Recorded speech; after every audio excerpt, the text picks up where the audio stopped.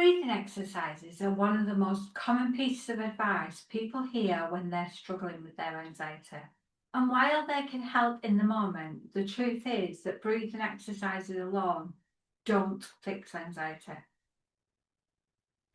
If they did, millions of people who practice breathing techniques, meditation, and relaxation exercises would no longer be struggling with anxiety.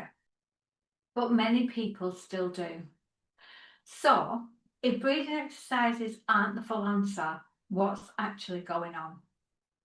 Hi, I'm Cheryl. I'm the owner of Your Time to Shine Therapy, and I'm a therapist who works with people experiencing anxiety and overwhelm.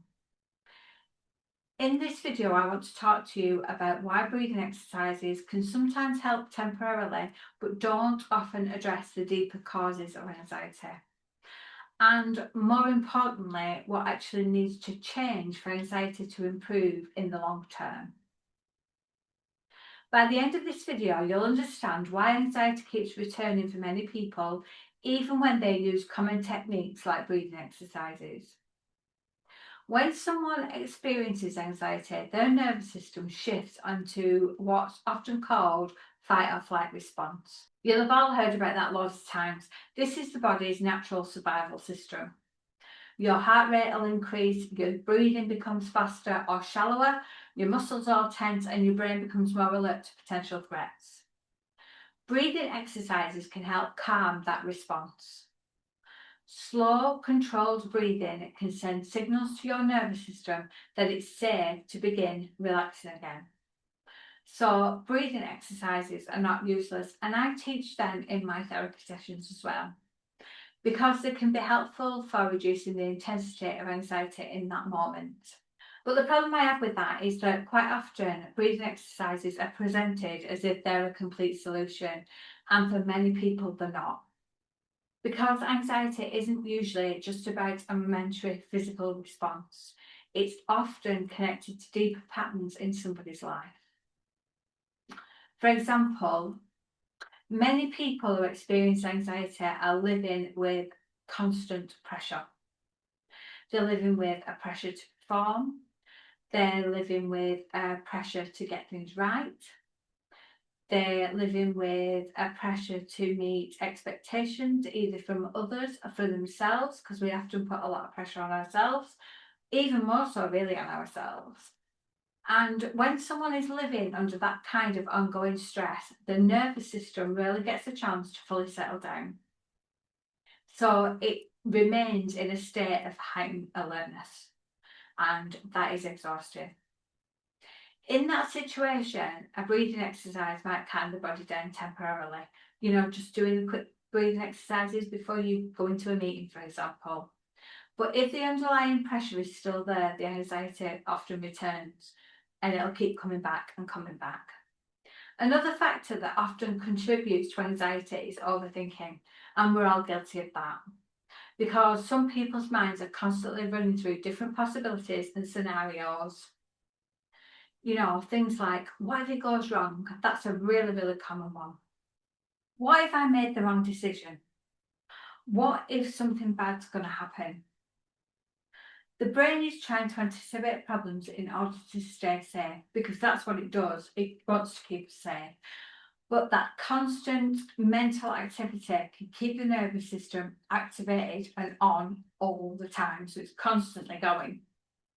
And again, breathing exercises might reduce the intensity of the anxiety in that moment. But if the mind continues generating anxious thoughts, the body may quickly become really tense again. Another very common pattern behind anxiety is people pleasing. I've always been a people pleaser.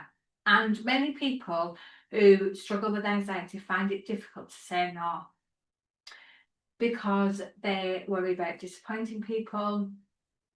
They try hard not to, be in any sort of conflict.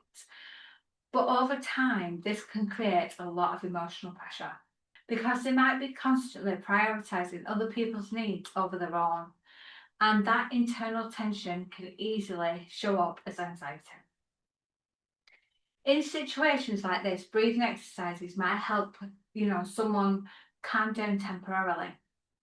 But If the person continues feeling unable to set boundaries or express their needs, their anxiety often continues and it starts to get more and more intense.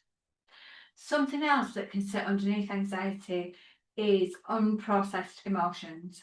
Many people have learned to push their emotions aside and try to keep functioning, just as normal.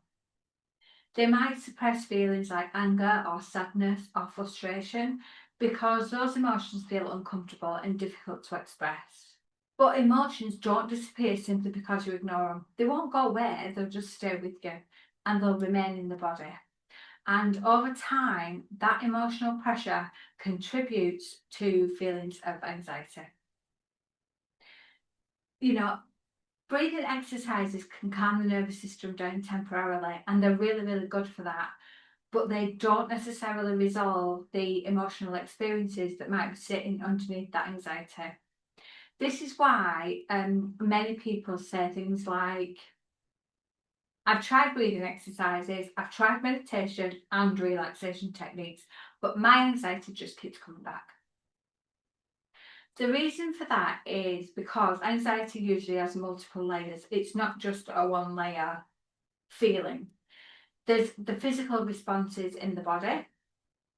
There is also thought patterns behind it, life pressures, emotional experiences, and behaviour patterns, and they all contribute to the anxiety.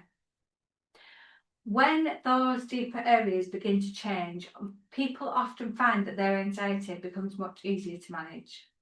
For example, someone might begin to work on reducing perfectionism, expectations, that kind of thing. Or they might learn to set healthier boundaries. Or they might develop new ways of responding to anxious thoughts.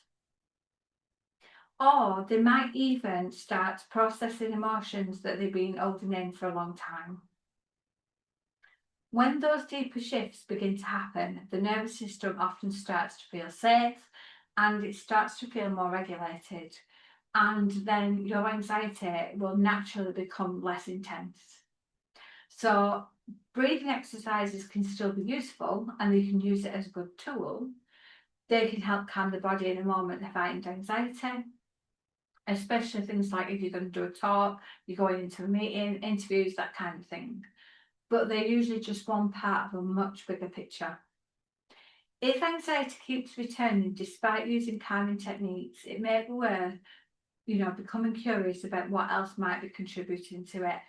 So have a think about what else is going on. Sometimes anxiety is a signal that something in your life needs attention. It might be, pressures that you've just not dealt with and become uncontrollable. It might be emotions that haven't been expressed. It could be patterns of thinking that keep your mind stuck in worry and anticipation. Understanding those patterns can be a really important step forward to everlasting change. And one of the most important things to remember is that struggling with anxiety doesn't mean there's something wrong with you. Very often, it means that your mind and your body are working extremely hard to cope with difficult situations or ongoing stress. And with the right understanding and support, those patterns can absolutely begin to shift. If you found this video helpful, feel free to subscribe to my channel, where I'll be sharing more videos about anxiety, overwhelm, and mental health in general, and how our mind and nervous system responds to stress.